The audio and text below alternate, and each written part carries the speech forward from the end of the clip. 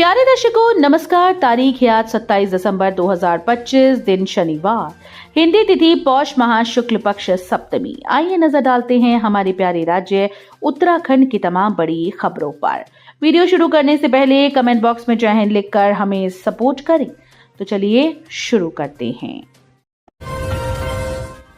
बंड मेले के समापन में पहुंचे सीएम धामी, कहा दिव्य और भव्य रूप से आयोजित होगी नंदा राज। बंड विकास मेले के अंतिम दिन शुक्रवार को मुख्यमंत्री पुष्कर सिंह धामी ने भी प्रतिभाग किया। मुख्यमंत्री ने मेलों के माध्यम से स्थानीय उत्पाद और मांगल गीतों को बढ़ावा देने का आह्वान किया। कहा कि ऐसे मेलों व अन्य कार्यक्रमों में जो भी स्मृति चिन्ह व भेंट दी जाएगी वो स्थानीय स्वयं सहायता समूह की महिलाओं के द्वारा बनाए उत्पादों के रूप में ही दी जाएगी। मुख्यमंत्री ने पीपलकोटी के सेमल डाला मैदान के विस्तार की घोषणा की। साथ ही नंदा राजजात यात्रा को दिव्य व भव्य रूप देने की घोषणा भी की। मुख्यमंत्री ने कहा कि बंड मेला आर्थिक, सामाजिक, सांस्कृतिक के साथ ही किसानों, कारीगरों, हस्तशिल्पियों को अपने अपने उत्पादों, हस्तशिल्प व उत्पादों को प्रदर्शित करने का बेहतर मंच प्रदान करता है। मेले में पर्यटन व उद्यमिता के विकास के लिए रोजगार व स्वरोजगार के अवसर प्रदान करता है। समृद्ध लोक संस्कृति की जीवंत झलक इस मेले में देखने को मिलती है। युवा हो जाएं तैयार, आयोग ने नए साल के लिए निकाली 2 भर्तियां, जल्द शुरू होंगे आवेदन। उत्तराखंड लोक सेवा आयोग ने नए साल के लिए 2 नई भर्तियां निकाली हैं। इसका नोटिफिकेशन आयोग ने जारी कर दिया। वहीं उत्तराखंड अधीनस्थ सेवा चयन आयोग ने वन दरोगा भर्ती का अंतिम चयन परिणाम जारी कर दिया है। राज्य लोक सेवा आयोग ने उत्तराखंड उच्च न्यायालय के अधिष्ठान में समूह ग के तहत व्यक्तिक सहायक के 11 पदों पर भर्ती का विज्ञापन जारी किया। बृहस्पतिवार से इसकी ऑनलाइन आवेदन प्रक्रिया शुरू हो गई है। 14 जनवरी तक ऑनलाइन आवेदन कर सकते हैं। कीर्तन में गुरुद्वारे पहुंचे सीएम धामी, उन्हें नन्हे वीरों को किया याद, कहा ये बलिदान नहीं भुला सकते। वीर बाल दिवस पर सीएम धामी गुरुद्वारा गुरु सिंह सभा में आयोजित कथा कीर्तन में शामिल हुए। सीएम ने कहा कि नन्हे वीरों ने धर्म परिवर्तन स्वीकार करने के बजाय बलिदान को स्वीकार किया।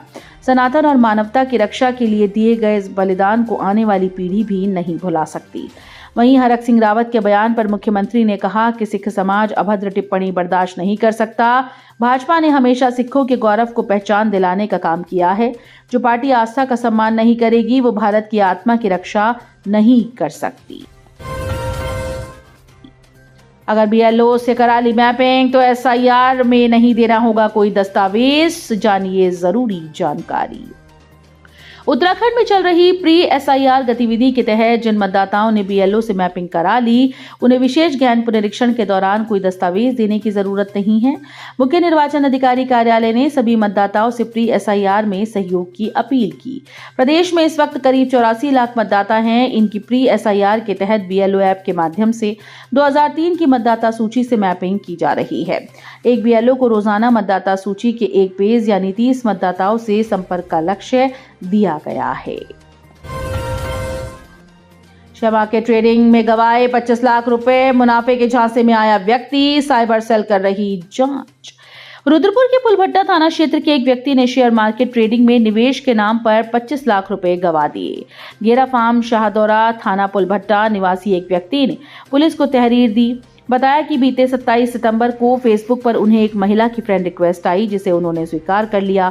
इसके बाद फेसबुक, मैसेंजर और व्हाट्सएप पर बातचीत होने लगी। महिला ने खुद को दिल्ली के साकेत क्षेत्र के निवासी बताया और कहा कि वो ट्रेडिंग कंपनी से जुड़ी है। शेयर मार्केट ट्रेडिंग में निवेश कर मोटा मुनाफा कमाने का झांसा दिया। बताया कि महिला के झांसे में आकर उसने कथित वेबसाइट पर निवेश शुरू कर दिया। व्हाट्सएप के जरिए भेजे गए लिंक के माध्यम से पीड़ित का अकाउंट बनाया गया जिसमें भारी मुनाफा दिखाया जाता रहा।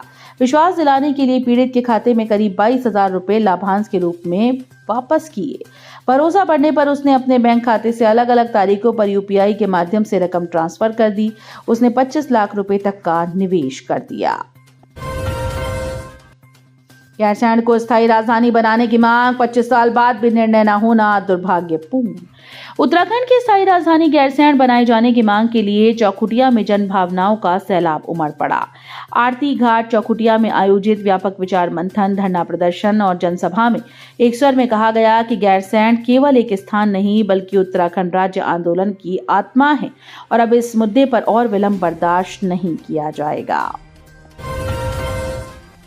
दुर्लभ पक्षियों की मौजूदगी से चहका नंधौर वन्यजीव अभयारण्य 47 प्रजातियां पिछले बर्ड सेंसस से अधिक मिली।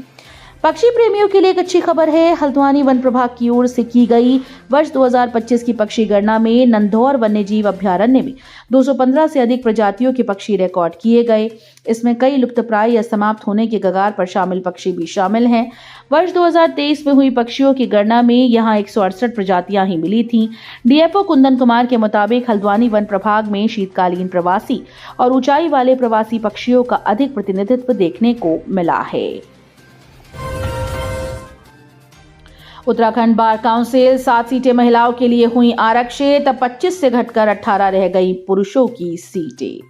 उत्तराखंड बार काउंसिल के सदस्यों के आगामी चुनाव के लिए चुनावी गणित अब बदल गया है। सीटों की संख्या 20 से बढ़ाकर 25 कर दी गई, लेकिन अब इनमें से 7 सीटें महिलाओं के लिए आरक्षित कर दी गई। ऐसे में पुरुष उम्मीदवारों के लिए बीते चुनाव के मुकाबले 2 सीटें घट गई हैं। महिलाओं के लिए नए अवसर बन गए हैं। बार काउंसिल ऑफ इंडिया के प्रधान सचिव श्रीमंतो सेन की ओर से जारी निर्देशों में कहा गया कि सुप्रीम कोर्ट की ओर से हाल ही में योगमाया एमजी बनाम भारत सरकार व अन्य के मामले में दिए गए निर्देश के अनुसार देश के सभी राज्य बार काउंसिल्स के लिए अपनी कुल सदस्य संख्या का 30% महिलाओं के लिए आरक्षित किया जाना आवश्यक है। चारा लेने जंगल जा रही महिला को उठा ले गया तेंदुआ, खोजबीन में जुटे ग्रामीण। नैनीताल के धारी ब्लॉक की ग्राम पंचायत दीनी तल्ली के तोकधुरा क्षेत्र निवासी हेमा देवी पत्नी गोपाल सिंह को शुक्रवार की सुबह मवेशियों के लिए चारा लेने जंगल जाते समय तेंदुआ घर के पास से उठा ले गया। महिला के देवर ने तेंदुए को भाभी को ले जाते हुए देखा। शोर मचाने के साथ पत्थर मारकर तेंदुए को भगाने का प्रयास किया, लेकिन तेंदुआ हेमा को लेकर जंगल की तरफ भाग निकला। हेमा के परिजनों और ग्रामीणों की ओर से जंगल में खोजबीन की जा रही है, लेकिन महिला का अभी तक कोई पता नहीं चल पाया। खातों की खता भुगत रहे स्कूली बच्चे, आधार लिंक न होने से नहीं मिला जूते और बैग का पैसा। उधम सिंह नगर जिले के सरकारी स्कूल में बच्चों को पढ़ाई के साथ कड़ाके की सर्दी से लड़ने की भी चुनौती है। आधार लिंक न होने या अभिभावक का खाता अपडेट होने से स्कूल के बच्चों को जूते और बैग के लिए भेजी गई डीबीटी की राशि अब तक नहीं मिल सकी। इस कारण से बच्चे पुराने फटे जूते या चप्पल पहनकर ही स्कूल आ रहे हैं। जनपद में कक्षा 1 से 8 तक के 90,691 विद्यार्थियों के खातों में 3.45 करोड़ रुपए डीबीटी के माध्यम से सितंबर में भेजे गए थे। अंकिता हत्याकांड, दुष्यंत गौतम ने आरोपों को बताया आपराधिक साजिश, गृह सचिव को 28 नामों के साथ भेजा पत्र। अंकिता हत्याकांड में उर्मिला सनावर की वायरल वीडियो में नाम आने के बाद भाजपा के राष्ट्रीय महासचिव और उत्तराखंड प्रभारी दुष्यंत कुमार गौतम ने सचिव गृह को पत्र भेजा है। उन्होंने इसे आपराधिक साजिश करार देते हुए मीडिया सोशल मीडिया प्लेटफॉर्म से आपत्तिजनक सामग्री हटवाने व प्रसार पर प्रतिबंध का अनुरोध किया। सचिव गृह को भेजे पत्र में उन्होंने कहा कि वो देश भर में आमजन के बीच एक प्रतिष्ठित सामाजिक और राजनीतिक कार्यकर्ता हैं। त्रिपुरा के छात्र को चाकू से गोदा, 17 दिन बाद मौत, जाति सूचक टिप्पणी करने का किया था विरोध। जाति सूचक टिप्पणी का विरोध करने पर चाकू से गोदे गए त्रिपुरा के ऊनाकोटी जिले के नंदानगर निवासी एंजल चकमा 24 वर्षीय की धूलकोट स्थित अस्पताल में 17 दिन तक चले उपचार के बाद मौत हो गई। एंजल पर चाकू से हमला करने वाले 5 आरोपी जेल में बंद हैं। सेलाकुई थाना पुलिस ने प्राथमिकी में हत्या संबंधी धारा को बढ़ाया। शराब के ठेके के बाहर दोनों पक्षों में विवाद हुआ था। एंजल जिज्ञासा विश्वविद्यालय का छात्र था। सभी हत्यारोपी भी छात्र हैं। दुष्कर्म पीड़िता के बयान दर्ज करने में देरी, महिला एसआई निलंबित। रुद्रपुर में महिलाओं और बच्चियों से होने वाले अपराध को लेकर पुलिस सख्त है और इस मामले में कोई कोताही नहीं बरती जाएगी। बाजपुर में तैनात एक महिला एसआई ने पॉस्को एक्ट जैसे गंभीर मामले की विवेचना में लापरवाही बरती।